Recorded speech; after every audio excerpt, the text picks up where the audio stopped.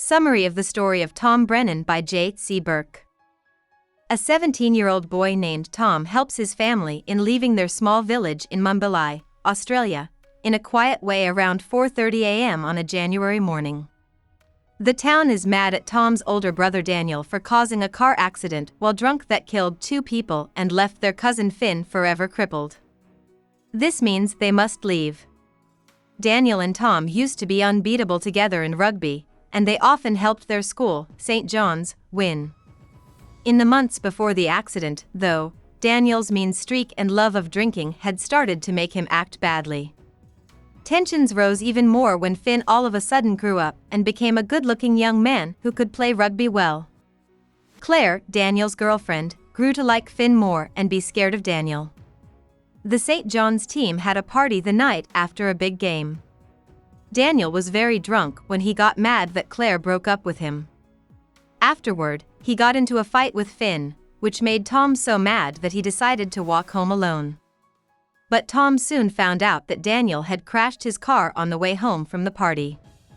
2 other kids died, but Daniel was okay.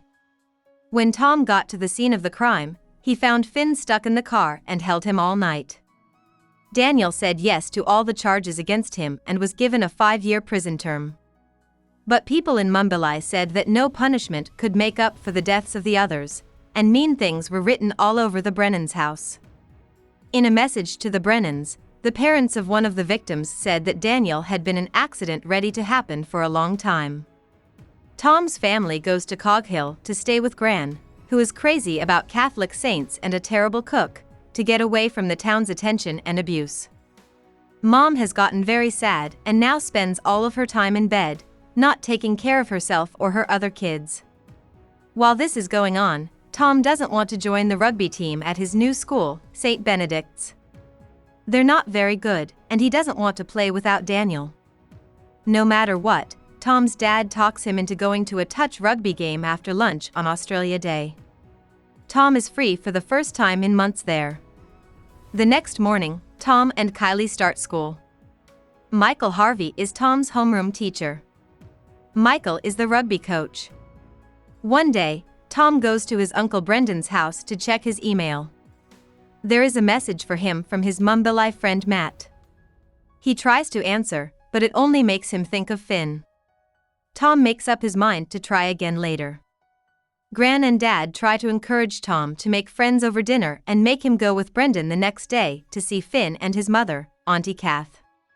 Brendan asks Tom to get a box from his neighbor and boyfriend Johnny's house before he and Brendan leave the next morning. Chrissy, Johnny's sister, answers the door and gives the box to Tom's grandfather because she thinks it's for him. When they get back to the car, Brendan tells them that the knitted things in the box belonged to Chrissy's dad, who had died of pneumonia after a huge stroke. The meeting with Finn is hard and tiring. After that, everyone acts like Daniel and Finn are okay. Mum is finally awake and asks Tom to lie down with her for a while. Tom doesn't want to because Mum smells like an old person. Tom finds out that Kylie told her new friend Brianna about the accident after he left Mum. He is mad that she's telling this stranger about a family secret. Tom starts to hang out with other rugby players at school. Harvey is going to hold tryouts that day, so Tom chooses to meet up with the others at the neighborhood pool. When the man at the gate makes a joke about not having enough change, Tom is scared because he thinks the man will punish him for being with Daniel. Even so, Tom has a great time in the water until he talks to Chrissy and she asks about his fake grandfather. Tom calls Matt on Saturday after that. They chat about rugby, but Tom cuts them off before they finish. After tests later that week, Dad is excited, but Tom is not as interested. He is playing halfback, which is his old position. The next weekend, he goes to see Daniel in jail with Brendan. He is shocked to see his brother dressed as a prisoner. Daniel starts to cry and apologize furiously as they talk about his possible move to a crisis center. Daniel is comforted by Brendan and asks Tom right away about rugby. After a week, Daniel moves to the crisis center, and Tom starts running with Brendan in the morning. They talk about Daniel as they run up the ascent, a steep mountain. Tom starts to feel better until one morning he goes back to Gran's house and finds Auntie Kath there while Finn goes to rehab.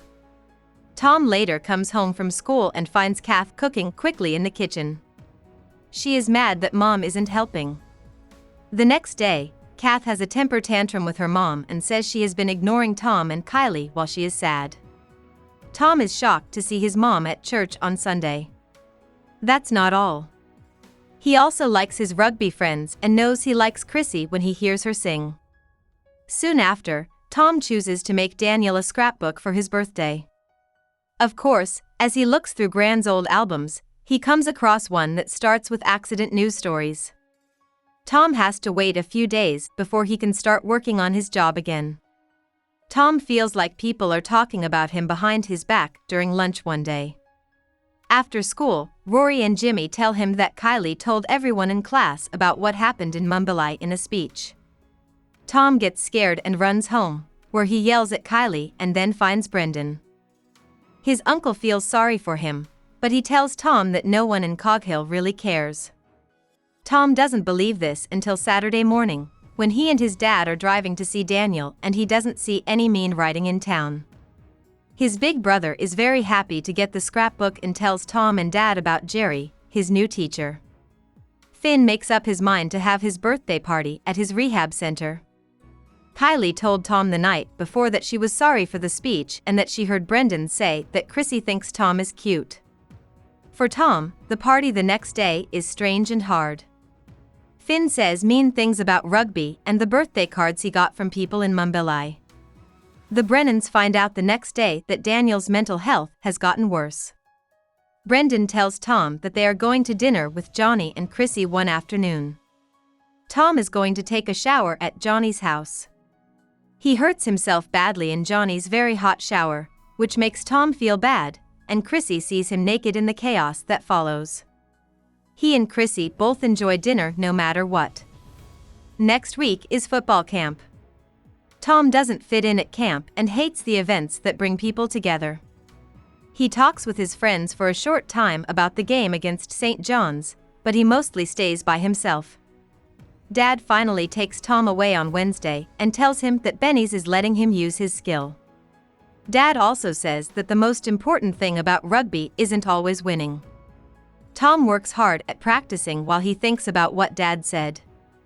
Dad and Tom go see Daniel after camp. Daniel isn't sure that rugby is about more than just winning when Tom tells him about Dad's pep talk. This is not true, as Tom knows. Rugby at St. John's wasn't fun because the team didn't act like a fun group. No matter what, Daniel is getting better. He's helping Jerry guide Theo, who is in jail on charges similar to Daniel's. Mom also seems to be getting better. After a few days, Brendan asks Tom if he wants to climb Everest over the Christmas break. Tom is finally happy with his life. That day, he helps Benny's win their match, and that night, at dinner with Johnny, Chrissy, and Brendan, he says yes to Brendan's proposal. But when he gets home, Kylie is crying and pulling at her hair. In secret, she helped Finn start seeing Claire right before the accident, so she feels bad about herself. Tom makes her feel better and fixes her hair. Tom goes to see Brendan to take his mind off of the game against St. John's that is coming up, but when he gets there, he finds his uncle crying and drunk in his cabin.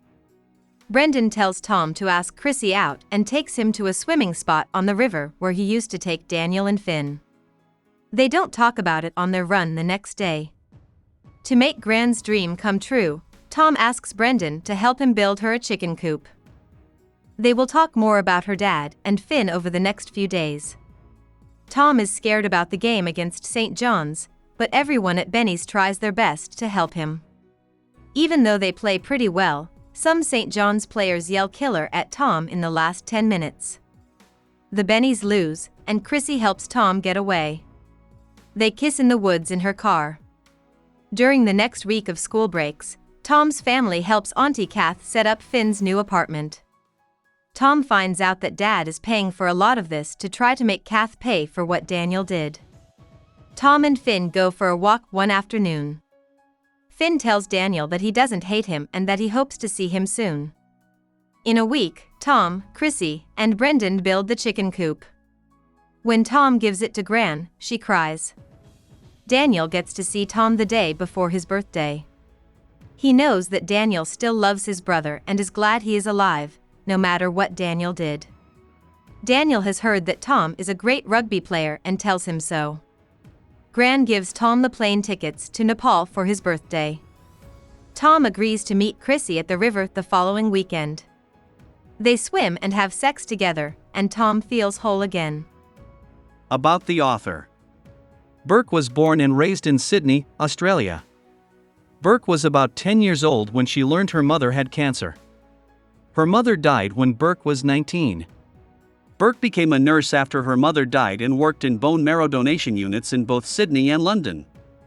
In 2000, she took a lesson on creative writing. With the help of an Australian Society of Authors mentoring, she released her first book, White Lies, in 2002. Author Gary Crew was her teacher. The Children's Book Council of Australia has given awards to several of her books, such as The Story of Tom Brennan, Pig Boy, and White Lies. She and her husband live in Sydney. Hope we summarized it fully and you liked it. Please hit the like button and subscribe to our channel so that we are motivated to create more videos.